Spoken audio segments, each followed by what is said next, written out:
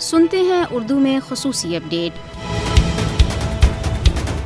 قابض بھارتی فوجیوں نے اپنی ریاستی دہشت گردی کی تازہ کارروائی میں آج ضلع بانڈی پورہ میں 2 کشمیری نوجوانوں کو شہید کر دیا۔ ان نوجوانوں کو بانڈی پورہ قصبے کے نواحی علاقے وطرینہ میں محاصرے اور تلاشی کی کارروائی کے دوران شہید کیا گیا۔ دریاسنا ضلع بارہمولہ کے علاقے اوڑی میں ایک حملے میں 3 بھارتی فوجی زخمی ہو گئے۔ بھارتی فوج کی بھاری نفری علاقے میں بھیج دی گئی ہے جو مبینہ حملہ آوروں کو تلاش کر رہی ہے۔ فسطائی بھارتی حکومت جماعت اسلامی جموں کشمیر پر پابندی عائد کرنے اور اس کی صف اول کی قیادت کو ہیلے بہانوں سے قید کرنے کے بعد اب اپنے بدنام زمانہ تحقیقاتی ادارے NIA کے ذریعے اس کی دوسری صف کے رہنماؤں اور کارکنوں کو بھی نشانہ بنانے جا رہی ہے۔ ایک خبر رساں ادارے کے مطابق جماعت اسلامی کے خلاف اگلے ہفتے سے شروع ہونے والے اس کریک ڈاؤن کا مقصد اس کے تمام مالیاتی چینلز کو بند کرنا ہے۔ کل جماعتی حریت کانفرنس نے کشمیری عوام کے جذبہ آزادی کو دبانے کے لیے فسطائی بھارتی حکومت کی طرف سے طاقت کے وحشانہ استعمال کی مذمت کرتے ہوئے کہا ہے کہ یہ اقتدار کی منتقلی یا زمین کے ایک ٹکڑے کا معاملہ نہیں ہے کہ متعلقہ فریقین کے درمیان تقسیم کیا جائے، بلکہ اس کا تعلق ایک ایسی قوم کے مقدر سے ہے جس نے بھارت کے غیر قانونی قبضے سے آزادی کے لیے مال و جان اور عزت و آبرو کی بے شمار قربانیاں دی ہیں۔ پاکستان نے اقوام متحدہ کی جنرل اسمبلی میں بھارت کے اس کھوکھلے دعوے کہ جموں کشمیر اس کا اندرونی معاملہ ہے کو مسترد کرتے ہوئے کہا ہے کہ یہ اقوام متحدہ کی سلامتی کونسل کے متعدد قراردادوں کے مطابق ایک متنازع علاقہ ہے۔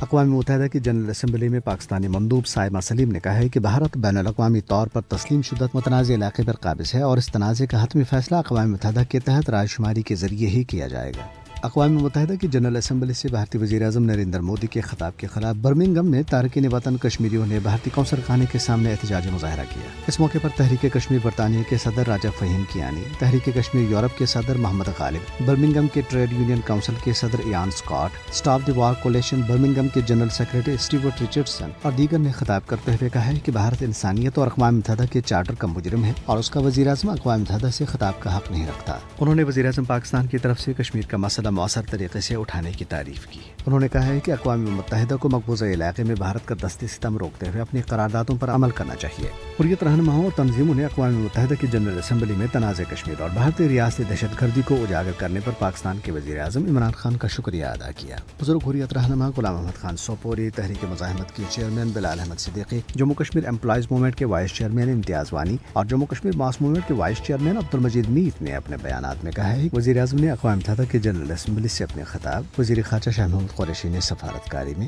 اور پاکستانی مندوب سائمہ سلیم نے اپنے رد عمل پر مبنی تقریر میں کشمیری عوام کی امنگوں کی ترجمانی کی۔ پاکستان کے وزیر خارجہ شاہ محمود قریشی نے عالمی اور علاقائی مسائل خصوصاً کشمیر اور افغانستان کے بارے میں اپنے کئی ہم منصبوں اور بین الاقوامی اداروں کے سربراہوں کے ساتھ ہوئی اپنی بات چیت کو اطمینان بخش قرار دیتے ہوئے کہا ہے کہ عالمی برادری اب پاکستان کے نقطہ نظر کو بہتر طریقے سے سمجھ رہی ہے۔ نیو یارک میں پاکستانی صحافیوں سے گفتگو کرتے ہوئے انہوں نے کہا ہے کہ وزیر اعظم عمران خان کا جنرل اسمبلی سے خطاب مثبت اور تعمیری تھا، جس میں انہوں نے جموں کشمیر کے بارے میں بھارتی پروپیگنڈے کو بے نقاب کیا۔